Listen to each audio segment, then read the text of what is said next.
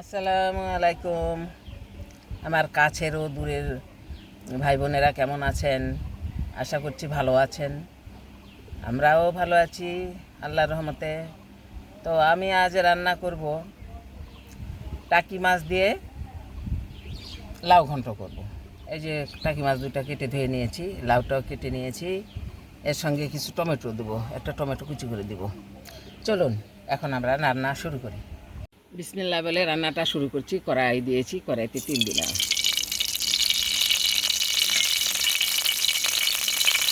তেজপাতা, গোটা জিরা, পেঁয়াজ কুচি, এই যে তেলানি, এটা তো তেলানি আসলে, এই তেলানিতে দিলাম। এখন পেঁয়াজটা আমি ভেজে নেব, বাদাম করে ভেজে নেব।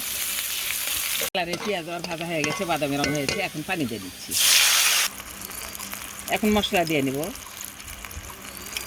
জিরা বাটা, আদা বাটা, রসুন বাটা,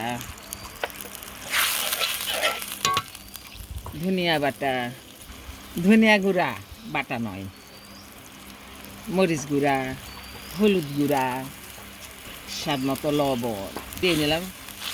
এখন মশলাটাকে কষিয়ে নেব। তেলানিটা আমার হয়ে গেছে, এখন আমি মাছ দিয়ে নিচ্ছি। মাছটাকে মশলার মধ্যে কষিয়ে নিই, মশলার মধ্যে কষিয়ে নেব কিছুক্ষণ। টাকি মাছ আমার কষানো হয়ে গেছে, এখন আমি ভেঙে দেব। ঘন্ট করবো তো, একটু ভেঙে না দিলে গোটা থাকলে তার স্বাদটা তো তরকারির মধ্যে যাবে না। মাছটা একটু ভেঙে নিলাম, লাউটা দিয়ে দিচ্ছি। লাউটা আমি এখন মাছ মশলার মধ্যে কষিয়ে নেব। কষানো হয়ে গেছে, সিদ্ধ হয়েছে প্রায়। এখন এই পর্যায়ে আমি টমেটো কুচি দিয়ে নিচ্ছি। টমেটো কুচিটাকে এর সঙ্গে কষিয়ে নিই কিছুক্ষণ। লাউ কষানো আমার হয়ে গেছে, টমেটোও কষিয়ে নিলাম সঙ্গে।